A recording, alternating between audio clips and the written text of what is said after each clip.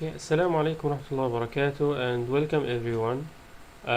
This is a recorded class for the uh, topic of particles removal by filtration. I am Dr. Muhammad Darwish from School of Civil Engineering, UTM. So as an introduction, we need to know the purpose of filtration and what is the mechanism and what is the types of the filters. Okay, so first of all, the purpose of filtration is to remove the particles suspended in the water. Okay, and this is done by passing the water through a layer of porous material. This porous material will capture the particulates suspended in the water that are desired to be removed. So the filtration is considered as a pollution step. Okay, it is to remove particles not removed in settling, because normally we depend on sedimentation tanks to remove particles, but sedimentation tanks removes like 70 or 80%. So what about the other percentage? So filtration will be as a second step after the sedimentation normally, and in some cases we apply direct filtration as a primary turbidity removal process, and this is when the wastewater doesn't contain high amounts of suspended solids. It is just the colloidals or the turbidity causing particles. So that's when we apply filtration directly without any primary settling tanks. Okay, so this is the purpose and this is the idea of filtration. So in filtration we have two concepts, or we have two definitions. We have the feed and we have the filtrate. So the feed is the original water, okay, to be treated, the raw water that contains the suspended solids, and the filtrate is the water after filtration, is the resulted water after filtration. So this figure, just a schematic figure, shows the filtration process with the feed and the filtrate. So if we look at a schematic diagram of a river water filtration process, we can see that filtration is coming after the sedimentation tank. Here we have the river water. We have a pre-sedimentation, which is to reduce the solids before going to coagulation and flocculation process. Okay, and after flocculation process we should have a sedimentation tank to remove all the flocculants. Then after that the water has to be filtered. Why? Because some flocculants are very tiny and still colloided or colloidals and still suspended in the water, so it has to be removed. So how can we remove it? We remove it by filtration process. Then we go to the disinfection and storage and finally to distribution. So here comes the filtration process in river water filtration. Of course we have a lot of modes of filtration, okay, but the most popular ones, now the most popular modes of filtration, those are upflow, byflow, pressure and vacuum, and gravity filtration.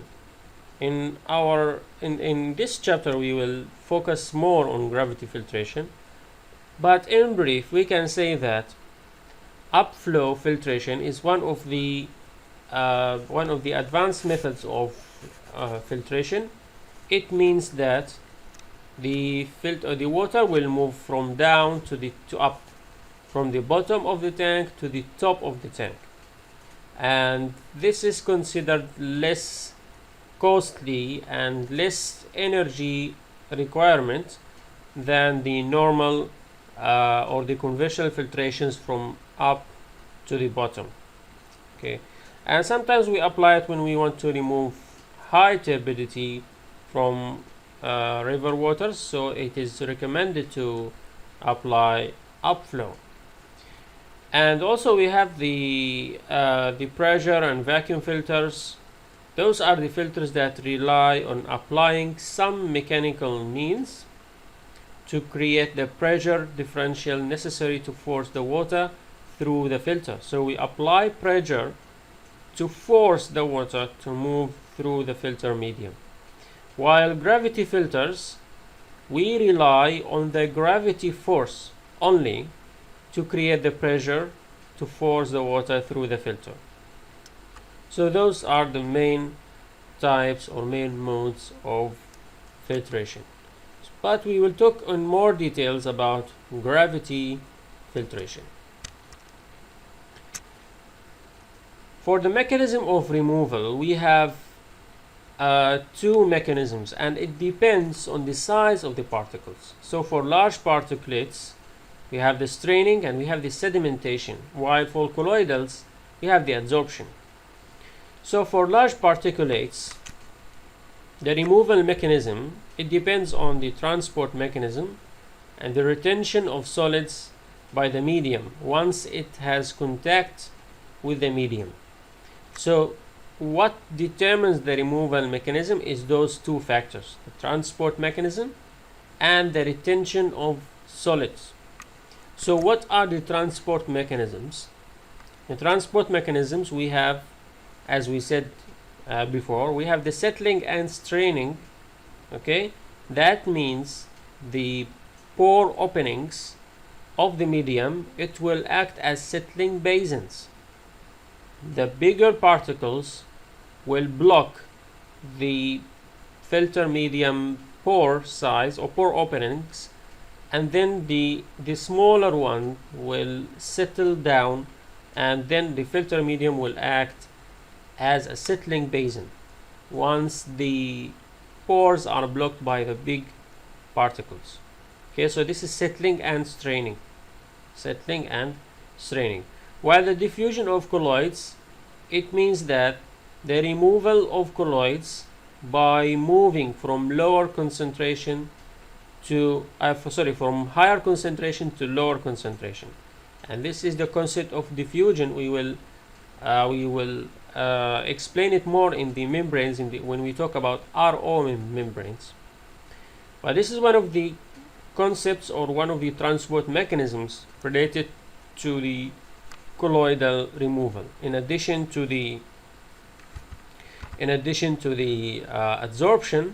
So colloidals normally are removed by adsorption, as we saw in the chapter of coagulation and flocculation, and how colloidals are adsorbed on the surface of coagulants. Okay, it is by adsorption. So after that it will be removed. So those are the two main removal mechanisms that take place in filtration. First, the physical sedimentation and straining, and then also the adsorption of colloidals. Now, the retention of solids by medium, it can be attributed to two things. It can be because of the electrochemical forces, like van der Waals forces or else, and also by the adsorption also. So that will affect the retention of solids by the medium. So how removal takes place? First, removal begins in the top portion of the filter, and we are talking now on gravity filters. Okay, we are talking about gravity filters. So first, the removal begins in the top portion of the filter. As the pore openings are filled, the hydraulic shear or the hydraulic pressure, it will increase, and this will push the particles further into the bed. Okay, this will push the particles further into the bed, so from the top to the bottom. And then when the storage capacity of the bed exhausted, the filter of course must be cleaned. So this is the removal consequence. This is the removal steps or stages. First, from the top portion of the filter, the removal will begin, and then after that, by pressure, by hydraulic pressure, the particles will move from the top to the bottom, or it will be swept from the top to the bottom. And then when the storage capacity of the bed exhausted, of course, because the particles will keep filling the pores until the storage capacity exhausted. So the filter must be cleaned, and the cleaning of the filter is carried out by something we call the backwash. We will explain it later on. Okay, so filter is cleaned by backwashing. Alright, now what about the filtration mediums? There are so many types of filtration mediums. Okay, the granular material is the most used type of filter in the water treatment, and this is because of so many advantages related to the ability of filtration and the capability of capturing high amounts of sediments. So the three main materials they are usually applied, which is the sand, the anthracite coal, and the garnet. So those are the three main materials applied as filtration mediums in water treatment. The configurations of filter media, we have so many configurations. We have different configurations of filter media. The first one is the single medium filter, which is we use only one type of media. Either we use like sand or anthracite, so all the bed will be considered or consist of one type of medium, while the other configuration consists of two types, dual media filters. Okay, so this consists of two types like sand and anthracite together. So one layer of sand, then one layer of anthracite. And of course we have configurations that are considered multimedia filters. Those are, we use three types of media, or maybe more. Okay, three types of media, and usually they are sand, anthracite, and garnet. So those are the configurations or the main configurations of filter media. Let's talk briefly about filter hydraulics. So the filter hydraulics, we have two categories, or we have two branches. We talk about filtration itself, the hydraulics of filtration, and also the hydraulics of backwashing. We will focus more on the hydraulics filtration. So to reflect the conditions in a bed of porous media of uniform, we have to apply the Karman-Kosny equation for head loss. This is the same equation applied before for the head loss. Now we will use it, the same one. We use it for the Karman-Kosny equation. We used to apply or to determine the head loss through the porous media bed. Okay, we have HF, the friction loss through the bed, okay, or the head loss, equals F prime, this is the friction factor, times L, this is the depth of the filter, times 1 minus E times Vs square. So E is a porous of bed, and the porosity of bed, and Vs is the filtering velocity. This is the velocity of filtration. Okay, E cubic times G, this is the gravitational acceleration, times dP, this is the diameter of filter media grains. Okay, so this is an ideal equation if there is a diameter, if there is one diameter of the media grains, so dP will be constant. If there are several diameters, and this is the real case, several diameters of the filter media grains, it has to be as a summation. Okay, so what is F prime? This is the value of F prime at laminar flow, and of course what determines the flow as laminar or turbulent or transition is the Reynolds number or Reynolds number. Okay, and this is the equation of Reynolds number. So rho W and mu, those are the density and dynamic viscosity of the water, and through this one we can determine the F prime. For the non-uniform medium, of course, this is the shape of the medium, or the real shape of medium. We have large particles of medium and we have small particles of medium. Okay, so different porosity, different velocity. So what should we do? So the head loss equation will be also modified. This is the equation that we had before. It will be modified to be considering a summation of f prime x over d, because each diameter has to take as a different value of f prime, the friction factor, the x, and the di. Okay, the d is the diameter. Okay, so friction factor, the x is the mass fraction of each size of grains, and d is diameter. Mass fraction means how much fraction or percentage of each size of grains. For example, the 1 millimeter diameter, how much it consists of, like 10%, 20%, so it will be 1 over 10 or 1 over 20. Okay, so this is the fraction or mass fraction of each size of grains. What about the backwashing? Backwashing process, it is a reverse of the flow. It is flowing the water in reverse, in the reverse direction, and forcing the clean water to upward through the medium. Okay, so backwashing is necessary when either the capacity of the bed is exhausted, the filtering velocity dropped down, or maybe if the turbidity of the filtered water becomes too high. So three main reasons for backwashing. First one is when the capacity of the bed is exhausted.